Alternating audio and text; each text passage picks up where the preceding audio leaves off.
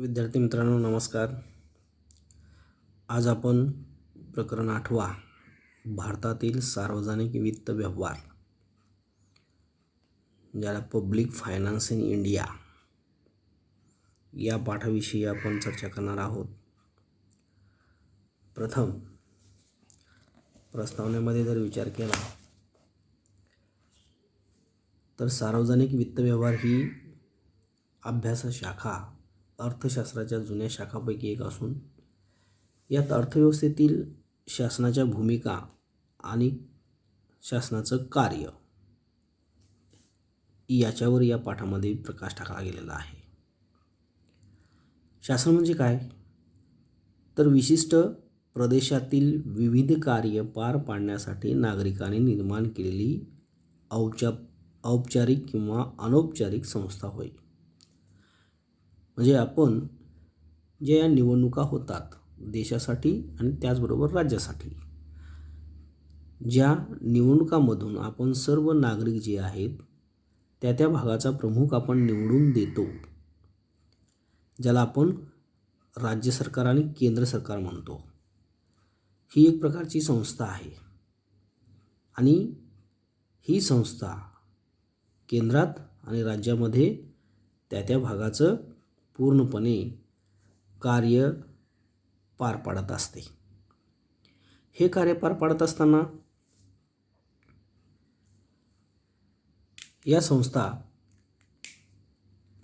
परकीय आक्रमणापासून संरक्षण, देशाच्या व राज्याच्या खाजगी मालमत्तेचं संरक्षण, देशातील लोकांना रोजगार निर्मिती, त्याचबरोबर देशामध्ये राज्यामध्ये अंतर्गत शांतता व सुव्यवस्था राखणे, देशातील लोकांचं आरोग्य त्याचबरोबर शिक्षण याची जबाबदारी पूर्ण करणे, अशा सामाजिक गरजांची तरतूद पूर्ण करण्याचं कार्य या संस्था करत असतात, ज्यांना आपण सरकार म्हणतो. आता शासन म्हणून कोणकोणती कार्य करतो तर त्यामध्ये दोन प्रकारची कार्य आहेत. एक सक्तीचं कार्य आणि एक ऐच्छिक कार्य. जे कार्य सरकारला करावंच लागतं, सरकारचं कार्य हे करणं सरकारची जबाबदारी आहे, अशा प्रकारचं कार्य ज्याला सक्तीचं कार्य असं म्हटलं जातं. हे कार्य करण्यापासून सरकार बाजूला जाऊ शकत नाही किंवा पळवाट काढू शकत नाही. त्यांना पर्यायच नसतो की हे कार्य केल्याशिवाय जमणारच नाही, अशा प्रकारचं कार्य. हे कार्य कोणतं? परकीय आक्रमणापासून संरक्षण, अंतर्गत कायदा व सुव्यवस्था राखणे. ज्या भारताच्या सीमारेषा आहेत या सीमारेषेचं संरक्षण म्हणजे परकीय राष्ट्राकडून, आता उदाहरणार्थ आपल्याला ब्रह्मदेश, पाकिस्तान, बांगलादेश, श्रीलंका, चीन, अफगाणिस्तान या ज्या सीमारेखा आहेत या राष्ट्रांच्या सीमारेखा आणि भारताची सीमारेखा या राष्ट्राशी संलग्न आहे. तर अशा सीमारेखेचं संरक्षण करणं, इतर राष्ट्राकडून जर काही आक्रमण होत असतील तर त्याच्याशी दोन हात करण्यासाठी सरकारला तयार राहावंच लागतं. त्याच्याशी निर्माण होणाऱ्या परिस्थितीशी लढावंच लागतं. अशा प्रकारचं कार्य ज्याला सक्तीचं कार्य असं म्हटलं जातं. ऐच्छिक कार्य, जे कार्य करावं लागतं परंतु त्याला थोडाफार वेळ गेला तरीही चालतं, अशा प्रकारचं कार्य. म्हणजेच आजचं काम उद्यावर करता येईल अशा प्रकारचं कार्य ज्याला ऐच्छिक कार्य असं म्हटलं जातं. शिक्षण व आरोग्य सेवांची तरतूद करणे, निवृत्ती वेतन आणि इतर कल्याणकारी सामाजिक सुरक्षा ज्या आहेत या सामाजिक सुरक्षा उपाययोजनांची तरतूद इत्यादी प्रकारची कार्य सरकारला ऐच्छिक स्वरूपात करावं लागतं. मग या कार्यांना एक दिवसाच्या ऐवजी दुसऱ्या दिवसाचा तिसरा दिवस असा वेळ गेला तरीही चालतो. अशा प्रकारची कार्य ज्यांना ऐच्छिक कार्य. पण सक्तीच्या कार्याला वेळ जाता कामा नये. जशी परिस्थिती निर्माण होईल त्या परिस्थितीशी लढण्यासाठी किंवा त्या परिस्थितीशी तडजोड करण्यासाठी, त्या परिस्थितीवर मात करण्यासाठी निर्माण झालेली समस्या दूर करण्यासाठी ताबडतोब त्याच्यावर ॲक्शन घ्यावीच लागते. अशा प्रकारचं कार्य सक्तीचं कार्य, जो परकीय आक्रमण आणि देशांतर्गत कायदा आणि सुव्यवस्था राखणे हे सक्तीचं कार्य. आणि ऐच्छिक कार्य जे आहे तर देशातील लोकांचं आरोग्य असेल, शिक्षण असेल, देशामध्ये वेगवेगळ्या क्षेत्रामध्ये काम करणारे कर्मचारी जे वयोमानानुसार निवृत्त होतात त्यांचं निवृत्तीवेतन असेल, देशातील लोकांचं सामाजिक कल्याण, त्यांची सुरक्षा, त्याचबरोबर त्यांच्या उपाययोजना करणं, अशा प्रकारची कार्य जी आहेत ही सर्व कार्य सरकारला करावी लागतात, ज्याला ऐच्छिक कार्य असं म्हटलं जातं. ज्या कार्याला थोडासा वेळ गेला तरीही चालतं अशा प्रकारची कार्य ज्याला ऐच्छिक कार्य असं म्हटलं जातं. त्यानंतर सार्वजनिक वित्त व्यवहाराचं अर्थ आणि स्वरूप जर विचारात घेतलं तर सार्वजनिक म्हणजेच सरकारी, संपूर्ण देशासंदर्भात सार्वजनिक म्हणजेच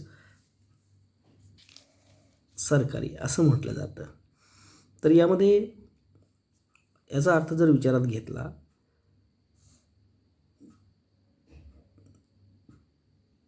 तर पुरेशा प्रमाणात आणि कार्यक्षमतेने पार पाडण्यासाठी कोणत्याही शासनाला विविध मार्गाने मिळणाऱ्या निधीची आवश्यकता असते. कारण सरकार चालवायचं असेल तर सरकारला वेगवेगळ्या कराच्या माध्यमातून असेल, देणगीच्या स्वरूपातून असेल. आता आपण कोरोनाच्या कालावधीमध्ये अनुभव घेतलाच असाल की बऱ्याच ॲप्सवर सरकारने सुद्धा आवाहन केलं होतं की ज्यांना शक्य आहे त्यांनी देणगीच्या स्वरूपामध्ये मदत करा कोरोना फंडासाठी. मग अशा वेगवेगळ्या मार्गाने सरकारचा निधी हा मोठ्या प्रमाणात उभारला जातो. ज्या फंडातून, ज्या निधीतून सरकार देशासाठीच्या निर्माण होणाऱ्या समस्या, अडचणी जे आहेत दूर करण्यासाठी त्या निधीचा वापर करतो.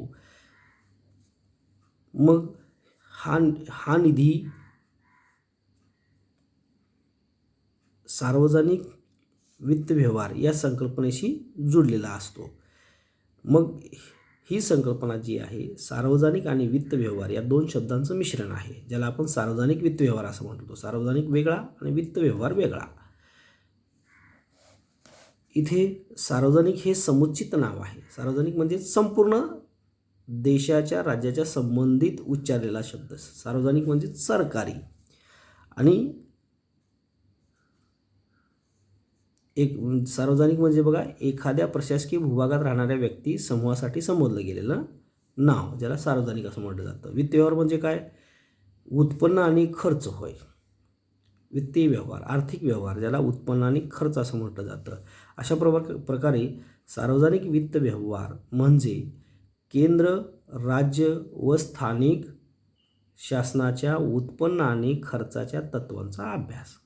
केंद्र, राज्य आणि स्थानिक तत्व. केंद्र सरकार, राज्य सरकार, स्थानिक स्वराज्य संस्था ज्या आहेत, नगर परिषदा, ग्रामपंचायती, ज्यांना आपण स्थानिक स्वराज्य संस्था म्हणतो. तर ग्रामपंचायत, नगरपालिका, महानगरपालिका, इथून राज्य सरकार आणि पुन्हा केंद्र सरकार या संपूर्ण सार्वजनिक स्वरूपात काम करणाऱ्या या संस्थांचा खर्चाचा आणि उत्पन्नाचा हिशोब किंवा त्यांचा व्यवहार, ज्याला आपण सार्वजनिक वित्त व्यवहार असं म्हणतो. या सार्वजनिक वित्त व्यवहारांच्या जर व्याख्या विचारात घेतल्या तर इथे पहिली व्याख्या आहे ह्यू डॉल्टन यांची. त्यांचं मत काय आहे? सार्वजनिक वित्त व्यवहार म्हणजे काय?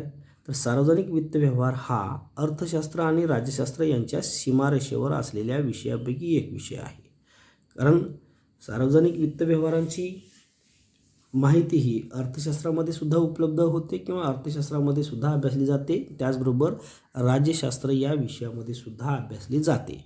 आणि त्यामुळं सार्वजनिक वित्त व्यवहार सार्वजनिक आधिपत्याखाली उत्पन्न आणि खर्चाशी आणि एक दुसऱ्यामधील समायोजनाशी संबंधित आहे. म्हणजे हे एकमेकाशी संबंधित विषय आहेत जे सार्वजनिक वित्त व्यवहाराशी संबंधित असतात. म्हणजे दोन्ही विषयाच्या संबंधित हे खर्च आणि उत्पन्न या दोन्ही संकल्पना जुळलेल्या आहेत. दुसरी व्याख्या जी आहे प्राध्यापक फिंडले सिराज यांच्या मते, सार्वजनिक सत्तेचा निधी खर्च करणे व निधी उभारणे याबाबतच्या तत्वांचा अभ्यास म्हणजे सार्वजनिक वित्त व्यवहार होय. म्हणजे वेगवेगळ्या मार्गाने सरकारला लागणारा जो पैसा आहे, सरकार काय आपल्या स्वतःकडील पैसा खर्च करत नाही.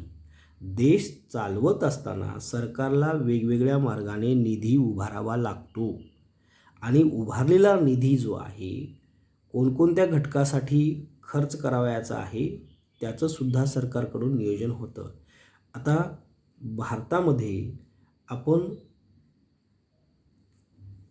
जर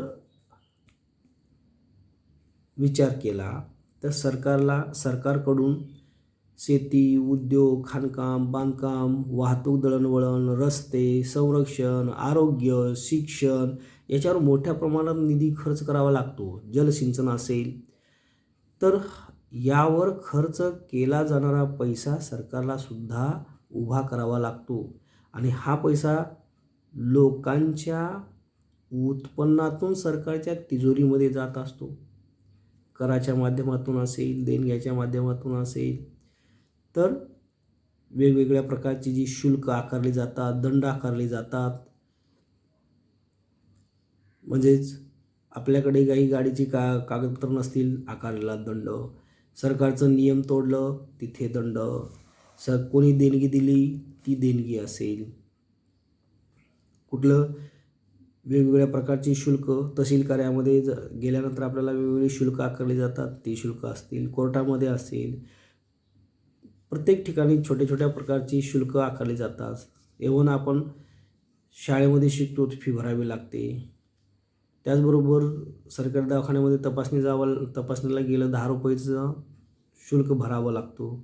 अशा प्रकारच्या वेगवेगळ्या प्रकारची शुल्क जी आहेत आणि वेगवेगळ्या वस्तू आणि सेवावर लावला जाणारा जो कर आहे तो कर यांच्या माध्यमातून सरकारला निधी उभारला जातो आणि हा निधी मग रस्ते असतील, शेती असेल, उद्योग असेल, वेगवेगळ्या क्षेत्रासाठी खर्च केला जातो. आणि म्हणून सार्वजनिक सत्तेचा निधी खर्च करणे व निधी उभारणे याबाबतच्या तत्वाचा अभ्यास ज्या क्षेत्रामध्ये केला जातो त्याला सार्वजनिक वित्त व्यवहार असं म्हटलं जातं.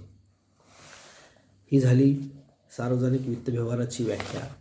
आता सार्वजनिक वित्त व्यवहार आणि खाजगी वित्त व्यवहार यांच्यामधील फरक किंवा तुलना जी आहे ही तुलना करत असताना उद्देश काय आहे? समाजाला महत्तम लाभ मिळवून देणे. सार्वजनिक वित्त व्यवहाराचा उद्देश काय आहे? तर समाजाला महत्तम लाभ मिळवून देणे. आणि खाजगी वित्त व्यवहाराचा उद्देश काय असतो? स्वहिताची पूर्तता करणे. इथे सार्वजनिक, इथे खाजगी. म्हणजे हे खाजगी कंपन्या यांचा वित्त व्यवहार आणि देश सरकारचं वित्त व्यवहार. म्हणजे इथे सरकार आणि इथे खाजगी कंपन्या या दोन्हीमधील तुलना आणि त्यांच्या वित्त व्यवहारांची तुलना करत असताना समाजाचा सरकारचा मुख्य उद्देश काय आहे? तर देशातील जो समाज आहे या समाजाला जास्तीत जास्त फायदा मिळवून देण्याचं कार्य असतं. तर इथे खाजगी वित्त व्यवहाराचा उद्देश काय असतो? तर स्वहित, म्हणजे स्वतःचं हित कसं साधलं जाईल याकडे लक्ष दिलं जातं. इथे खर्चाचं निर्धारण कसं केलं जातं? शासन सर्वप्रथम आपल्या खर्चाची पातळी आणि खर्चाचे भिन्न भिन्न मार्ग निश्चित करते. तर इथं या खाजगी व्यक्ती काय करतात? प्रथम आपले वैयक्तिक उत्पन्न विचारात घेतात आणि खर्चाचे मार्ग निश्चित करतात. साहजिक आहे, कोणताही सरकार जे आहे हे सरकार देशाच्या हिताच्या संदर्भात जेव्हा विचार करते तेव्हा खर्चाची पातळी आणि ते खर्च कोणकोणत्या मार्गाने करावयाचा आहे याचं निश्चितीकरण करूनच खर्च करत असते. इथं खाजगी व्यक्ती किंवा खाजगी कंपन्या काय करतात? आपल्याकडे उत्पन्नाचा भाग किती आहे आणि त्या उत्पन्नातून आपण किती खर्च करू शकतो याचाच विचार करते. त्यानंतर पतस्थिती जी आहे, शासनाची बाजारपेठेतील पत मोठ्या प्रमाणावर असते. कारण सरकार म्हटल्यानंतर एक दोन कंपन्या किंवा एक दोन व्यक्ती जी श्रीमंत आहेत याच्यापेक्षा कितीतरी मोठी ही सरकारची पतधोरण नीती असते किंवा एक सरकारचा देशातील बाजारपेठेवर विश्वास असतो. बघा, कोणतेही एक टाटा म्हणा, बिर्ला म्हणा, अंबानी म्हणा, अशा व्यक्ती कितीही जरी श्रीमंत असेल तर देशाचं सरकार त्याच्यापेक्षा जास्त, देशाच्या सरकारचं पत जे आहे त्याच्यापेक्षा जास्त. पत म्हणजेच एक प्रकारचा विश्वास. वेळोवेळी प्रत्येक गोष्टीची पूर्तता करणे. जसा सरकारवर विश्वास लोकांचा असतो तसं खाजगी कंपन्यावर विश्वास नसतो. खाजगी व्यक्तींची पत ही मर्यादित असते. सरकारची व्यापक असते तर यांची मर्यादित असते. त्यानंतर चलन छापण्याचा अधिकार. भारतीय रिझर्व्ह बँकेद्वारे चलन छापायचा अधिकार या बँकेकडे असतो, तर खाजगी व्यक्तीला तसा अधिकार कुठल्याही प्रकारचा नाही. म्हणजे देशामध्ये जे रुपया हे चलन आहे, या रुपयांची म्हणजेच नोटांची असेल किंवा नाण्यांची असेल त्याची छपाई करण्याचा अधिकार RBIकडे असतो, भारतीय रिझर्व्ह बँकेकडे असतो. प्रत्येक 50 पैशापासून ते 10 रुपयाच्या नाण्यापर्यंत आणि त्याचबरोबर 5 रुपयाची नोट ते 2000 रुपयाच्या नोटापर्यंतची संपूर्ण छपाईची मालकी ही रिझर्व्ह बँकेची असते. तर इथे खाजगी कंपनी किंवा व्यक्तींना कितीही श्रीमंत असतील तरीही त्यांना तशा प्रकारचा अधिकार कुठलाही नसतो. वित्त व्यवहारातील लवचिकता. सार्वजनिक वित्त व्यवहार अधिक लवचिक असतात. खाजगी वित्त व्यवहार फारसे बदल करण्यास तयार नसतात किंवा त्यांना वाव नसतो. सरकार काय करतं, वित्त व्यवहारामध्ये चढ उतार या ठिकाणी करत असते, म्हणजेच लवचिक स्वरूपाचा असतो. परिस्थिती बघून त्याच्यामध्ये योग्य तो बदल करण्याचा प्रयत्न या ठिकाणी सरकार करत असते. म्हणजे वेळोवेळी वेगवेगळ्या प्रकारचे कर असतील, वेगवेगळ्या प्रकारचे शुल्क असतील, तर याच्यामध्ये बदल करण्याचं कार्य या ठिकाणी सरकार करत असते. आता बघा, उदाहरणादाखल कालच परिस्थिती एक वेगळा ओमिक्रॉन नावाचा व्हेरियंट जो आहे कोरोनाचा नवीन आलेला आहे, त्याबाबत राज्य सरकारनं लगेचच गाईडलाईन दिल्या आणि त्या गाईडलाईनमध्ये वेगवेगळ्या प्रकारचं दंड आकारला गेलेला आहे. म्हणजे तिथे मास्क नाही वापरलं की 500 रुपये दंड. एवढा घातक हा विषाणू आहे. ज्यांनी नियम मोडले, मग ते सभागृह असतील, सिनेमा हॉल असेल, दुकान असेल, दुकानाच्या समोर गेलेला ग्राहक हा जर मास्क लावलेला नसेल तर त्या दुकानदाराला 10,000 रुपये दंड आहे. मग असे हे वेळोवेळी बदल करता येणं शक्य असेल त्याला लवचिकता असं म्हटलं जातं, आणि बदल करता येत नसेल त्याला अलवचिक असं म्हटलं जातं. तर इथे अशा प्रकारच्या व्यवहारामध्ये सरकारकडे लवचिकता असते आणि खाजगी कंपन्याकडे तशा प्रकारचा वाव नसतो. अर्थव्यवस्थेतील परिणाम काय होईल याचा? सार्वजनिक वित्त व्यवहाराचा देशाच्या अर्थव्यवस्थेवर प्रचंड प्रभाव पडतो, कारण संपूर्ण देशाच्या अर्थव्यवस्थेवर एवढा मोठा देश आणि ही देशाची संपूर्ण यंत्रणा जी आहे ते निश्चितपणे त्याचा अर्थव्यवस्थेवर प्रभाव असतोच असतो. परंतु खाजगी वित्त व्यवहाराचा राष्ट्रीय अर्थव्यवस्थेवर अत्यल्प परिणाम दिसून येतो, कारण कोणतीही खाजगी कंपनी किंवा कोणतीही व्यक्ती ही संपूर्ण देशावर प्रभाव पाडू शकत नाही. मात्र देशाचं सरकार जे आहे, जी देशाच्या सरकारची वित्त व्यवहार पाहणारी जी संस्था आहे, तर ही देशाच्या संपूर्ण अर्थव्यवस्थेवर प्रभाव पाडू शकते. त्याचा परिणाम या ठिकाणी दिसून येत असतो. अशा पद्धतीनं या सार्वजनिक वित्त व्यवहार आणि खाजगी वित्त व्यवहार यांची आपल्याला तुलना करता येईल. आता याच्यामध्ये सार्वजनिक वित्त व्यवहाराचे जे प्रमुख घटक आहेत, सार्वजनिक म्हणजेच सरकारला वेगवेगळ्या घटकावर खर्च करावा लागतो, वेगवेगळ्या मार्गाने उत्पन्न प्राप्त करावं होतं, सरकारला वेगवेगळ्या कार्यासाठी कर्ज घ्यावी लागतात. अशा वेगवेगळ्या प्रकारच्या घटकाबाबतची म्हणजेच सरकारच्या सार्वजनिक वित्तीय व्यवहाराबाबतची माहिती घेत असताना सार्वजनिक वित्त व्यवहारामध्ये कोणकोणते घटक समाविष्ट होतात या घटकांचा जर विचार केला तर हा जो तक्ता आहे सार्वजनिक वित्त व्यवहाराचा, ज्याच्यामध्ये सार्वजनिक खर्चाचा समावेश असतो, सार्वजनिक उत्पन्न असतं, सार्वजनिक कर्ज असतं, राज्य वित्तीय धोरण असतं, वित्तीय प्रशासन असतं. या 4-5 घटकांचा समावेश या सार्वजनिक वित्तीय व्यवहारामध्ये समाविष्ट होतो. आता इथे सार्वजनिक खर्च म्हटलं की ज्याच्यामध्ये महसुली खर्च, भांडवली खर्च, विकास खर्च आणि विकासेतर खर्च इत्यादी प्रकारचा खर्च सरकारला करावा लागतो. सार्वजनिक उत्पन्न जे आहे, सरकारला मिळणारं उत्पन्न जे आहे कोणकोणत्या मार्गाने मिळतो? कर उत्पन्न आणि करेत्तर उत्पन्न. मग कर उत्पन्न कोणकोणतं? प्रत्यक्ष कर आणि अप्रत्यक्ष कर. कळलं? सार्वजनिक उत्पन्न जे आहे हे 2 प्रकारच्या कराद्वारे मिळतं, कर उत्पन्न आणि करेत्तर उत्पन्न. कर उत्पन्नामध्ये प्रत्यक्ष कर आणि अप्रत्यक्ष कर.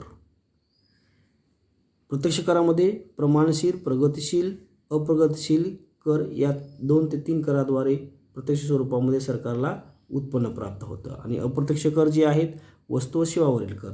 पूर्वी अप्रत्यक्ष करामध्ये वेगवेगळ्या प्रकारचे कर असायचे, आता केवळ एकच कर आहे, वस्तू व सेवा कर, ज्याला आपण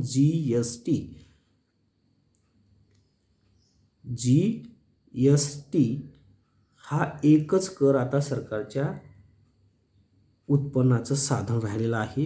पूर्वी वेगवेगळ्या नावाने कर ओळखली जायची, आता केवळ GST या एकाच नावानं या कराची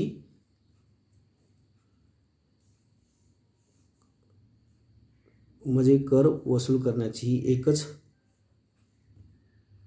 एकच प्रकारचं अप्रत्यक्ष स्वरूपातील कर हा या ठिकाणी आता अद्यावत आहे. याच्या व्यतिरिक्त कुठलेही कर विचारात घेत असताना दुसरे कर कोणकोणते आहेत?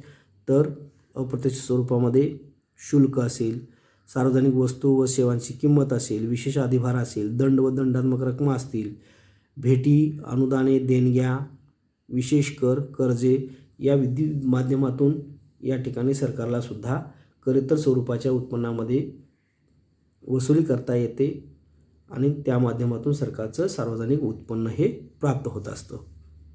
इथे सार्वजनिक कर्ज जे आहेत देशांतर्गत आणि बाह्य कर्ज. सरकारला जर गरज लागली कर्जाची तर अशा वेळेला सरकार काय करतं? देशांतर्गत पण कर्ज वसूल करतं, गोळा करतं आणि किंवा गरज भासली तर देशाबाहेरून सुद्धा कर्जाची उभारणी करून देशातील गरजा भागवण्याचं कार्य करत असलेला सार्वजनिक कर्ज असं म्हटलं जातं. राज्य वित्तीय धोरणामध्ये सार्वजनिक खर्च, सार्वजनिक महसूल, सार्वजनिक कर्ज इत्यादी माध्यम या प्रत्येक घटकांचा आपण जे आहे ते पुढच्या भागामध्ये, पुढच्या व्हिडिओमध्ये सविस्तर चर्चा करणार आहोत. अशा पद्धतीने या सार्वजनिक वित्त व्यवहारांचा हा तक्ता जर विचारात घेतला तर संपूर्ण या सार्वजनिक वित्त व्यवहाराबाबतची आपल्याला कल्पना येऊ शकते. पुढील व्हिडिओमध्ये आपण या प्रत्येक घटकांची जी आहे सविस्तर चर्चा करूया.